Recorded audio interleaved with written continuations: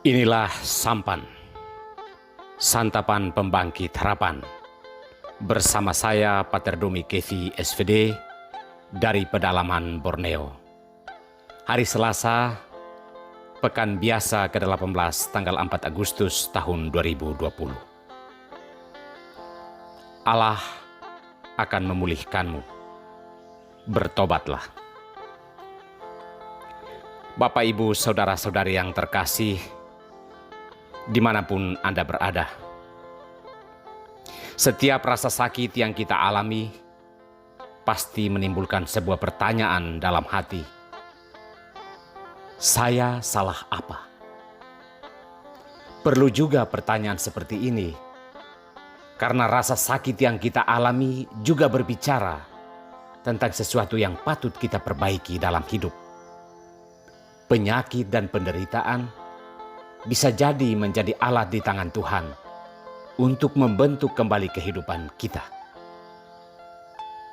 Saudara-saudari yang terkasih, Israel mengalami penyakit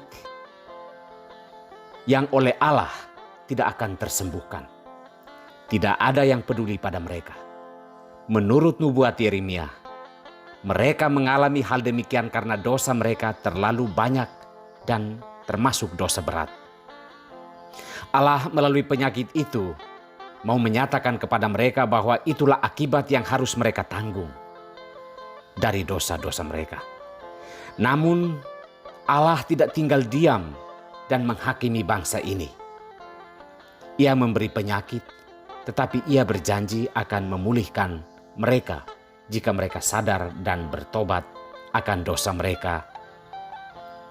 Kepada orang-orang Farisi dan ahli-ahli Taurat, Yesus mengungkap kesalahan mereka yang terus menilai orang lain berdosa hanya karena tidak membasuh tangan sebelum makan.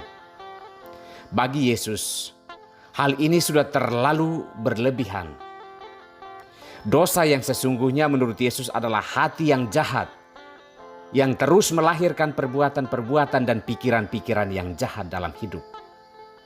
Bukan hanya sekedar soal cuci tangan atau tidak. Jika mereka tidak bertobat, maka mereka akan dicabut dari kehidupan ini bersama akar-akar kejahatannya. Yesus meminta kita untuk menanam kebaikan dalam hidup kita, agar kita mendapatkan cinta dan belas kasihan Allah. Bapak, Ibu, Saudara-saudari yang terkasih, kita sedang masuk dalam sebuah fase kehidupan di mana kita mengalami penyakit global yang tak berakhir. Di tengah pandemi ini, kita perlu juga bertanya dalam diri kita masing-masing, apa yang perlu saya perbaiki? Tuhan meminta pertobatan kita semua, karena hanya Dialah harapan kita. Jika kita bertobat, maka ada harapan untuk sembuh.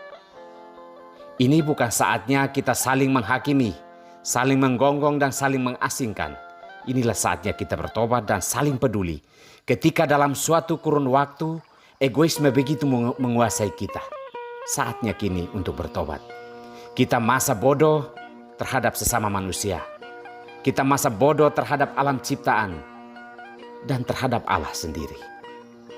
Ya Allah, ampunilah kami dan pulihkanlah kami.